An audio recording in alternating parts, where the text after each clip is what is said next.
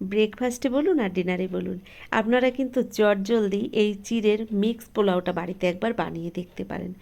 এছাড়া আপনারা অফিস টিফিনে, বাচ্চাদের টিফিনেও কিন্তু দিতে পারেন। ভীষণ হেলদি একটা রেসিপি। আর কি করে তৈরি করলাম এটা দেখতে হলে তো সম্পূর্ণ ভিডিওটি দেখতে হবে। চলুন তাহলে দেখে নিন।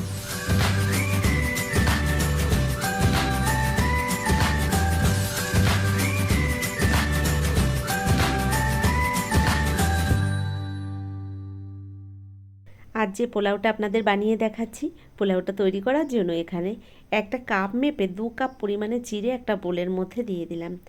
ভালো করে চিড়েটাকে 2 থেকে 3 বার আমি পরিষ্কার জলে ধুয়ে নেব। তো এখানে বোলের মধ্যে দেওয়ার পরে আমি পরিমাণ মতো জল দিয়ে ভালো করে এই চিড়েটাকে ধুয়ে নেব। তো বন্ধুরা, একদম জল দিয়ে ধোয়ার সঙ্গে সঙ্গেই কিন্তু চিড়েগুলোকে তুলে নিতে হবে, কারণ বেশি টাইম ধরে কিন্তু জলের মধ্যে একদমই ভিজিয়ে রাখলে চলবে না, তাহলে কিন্তু এই পোলাওটা এতটা সুন্দর ঝরঝরে হবে না। তো দেখুন, এভাবে হাত দিয়ে চটকে চটকে আমি 2 থেকে 3 বার জল থেকে ধুয়ে এখানে কিন্তু একটা স্ট্রেনারের মধ্যে এভাবে জল ঝরিয়ে নিচ্ছি। তো এভাবে আমি চিড়েগুলোকে স্ট্রেনারের মধ্যে বসিয়ে দিলাম। জলটা সুন্দর ঝরে যাবে, ততক্ষণ আমি কিন্তু বাকি উপকরণগুলো রেডি করে নেব।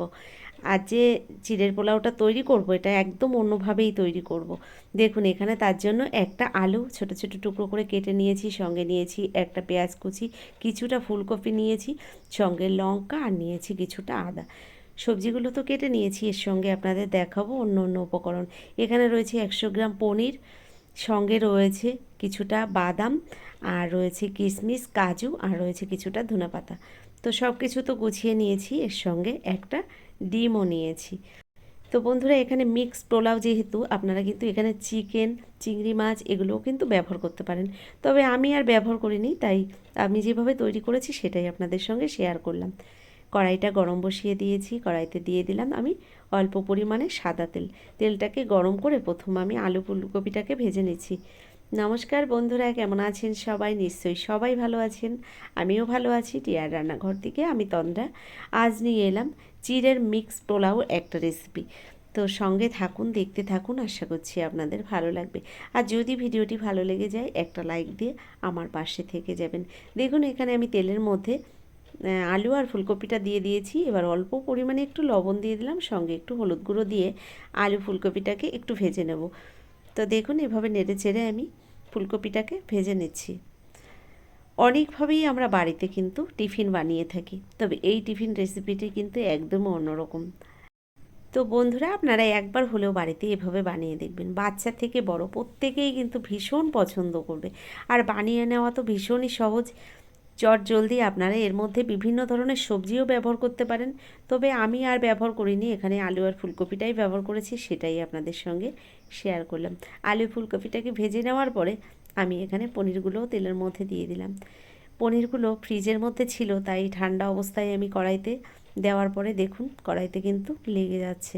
এটা আপনারা যখন তৈরি করবেন, তবে এভাবে ফ্রিজ থেকে বের করেই ডাইরেক্ট কিন্তু রান্না করবেন না, তাহলে কিন্তু আমার মতো এরকম পরিস্থিতি হতে পারে। দেখুন, যাই হোক, আমি এভাবে গ্যাসের ফ্লেমটাকে হাই ফ্লেমে রেখে পনিরগুলোকে ভেজে নিয়েছি। পনিরটা ভাজা হয়ে গেছে। এবার এই পনিরটাকে নামিয়ে নেওয়ার পরে দেখাচ্ছি আপনাদের কি করে এই পোলাওটা তৈরি করি। তো পনিরগুলো এখানে ভেজে নামিয়ে নেওয়ার পরে কড়াইতে আবারও আমি কিছুটা তেল দিয়ে দিলাম। ওই তেলের মধ্যে একটা ডিম ফাটিয়ে দিচ্ছি। ডিমটাকে একটু ভুজিয়ে বানিয়ে নেব। তো এখানে আমি তেলের মধ্যে ডিমটাকে দেওয়ার পরে অল্প পরিমাণে একটু লবণও দিয়ে দিলাম। ভালো করে এভাবে নেড়ে চেড়ে আমি ডিমগুলোকে সুন্দর করে ভেজে নিচ্ছি। এখানে চিংড়ি মাছ, চিকেন বা বিভিন্ন ধরনের সবজি আপনারা যদি ব্যবহার করেন না, এটা খেতে কিন্তু আরও সুন্দর হয়। তো বন্ধুরা, আপনারা কিন্তু এখানে ঘি দিয়েও কিন্তু এই রেসিপিটি বানিয়ে নিতে পারেন। তবে আমি যার জন্য বানিয়েছিলাম সে কিন্তু একদমই ঘি খেতে পছন্দ করে না, তাও অল্প পরিমাণে একটু দিয়েছিলাম, কারণ আমার ছেলে একদমই ঘি খেতে পছন্দ করে না। তো দেখুন, আরও একটু তেল দিয়ে দিলাম কড়াইয়ের মধ্যে। তার মধ্যে বাদামগুলোকে এবার হালকা আছে এভাবে ভেজে নিচ্ছি। বাদামগুলো যদিও একবার ভাজার হয়েছে, তবু আরও একবার ভেজে নিলাম। এবার এর মধ্যে আমি দিয়ে দিচ্ছি কাজু কিশমিশ। কাজু কিশমিশটা দেওয়ার পরে এভাবে হালকা আঁচে নেড়ে চেড়ে আমি কাজু কিশমিশ বাদাম কিন্তু একসঙ্গে ভেজে নামিয়ে নিলাম। এবার যে পেঁয়াজ কুচি আর লঙ্কা আদা রেখেছিলাম, সেগুলোকেও দিয়ে দিলাম এই তেলের মধ্যে। তেলের মধ্যে লঙ্কা, পেঁয়াজ, আদা দেওয়ার পরে এভাবে একটু ভেজে নিতে হবে। আর এখানে কিন্তু গ্যাসের ফ্লেমটাকে আমি মিডিয়াম ফ্লেমেই রেখেছি। এভাবে নেড়ে চেড়ে দিয়ে দেবো এর মধ্যে স্বাদ মতো লবণ হলুদ। তো দেখুন এখানে স্বাদ মতো লবণ হলুদ দিয়ে দিলাম পরিমাণ মতো। এবার আমি ভালো করে এই পেঁয়াজ লঙ্কা আদাটাকে ভেজে নিচ্ছি। তো কিছুক্ষণ এভাবে নেড়ে চেড়ে ভেজে নেওয়ার পরে এর মধ্যে এবার আমি ধুয়ে রাখা চিড়েগুলো দিয়ে দেব।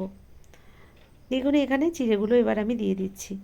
আপনারা যদি আমার প্রত্যেকটা স্টেপ ফলো করে এই রেসিপিটি তৈরি করেন তাহলে আমি বলবো এতটা সুন্দর ঝুরঝুরে পোলাও আপনারা বাড়িতে বানিয়ে নিতে পারেন।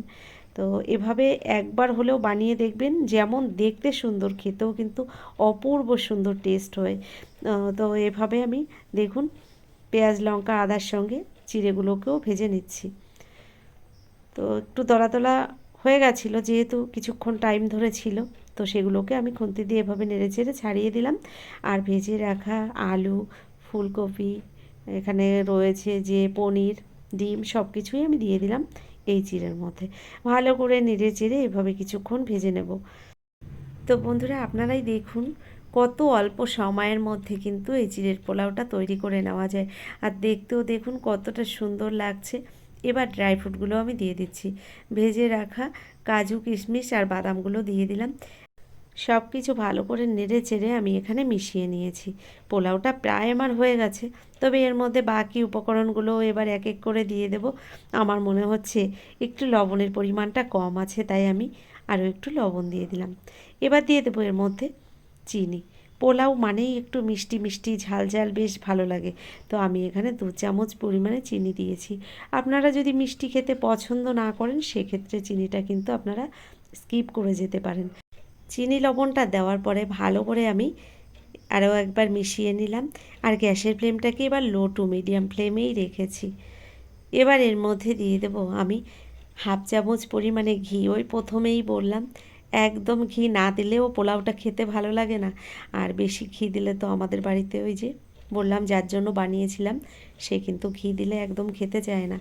তো যাতে বুঝতে না পারে তাই আমি অল্প পরিমাণেই একটু ঘি ব্যবহার করেছি। ঘিটা দেওয়ার পরে ভালো করে আমি মিশিয়ে নিলাম।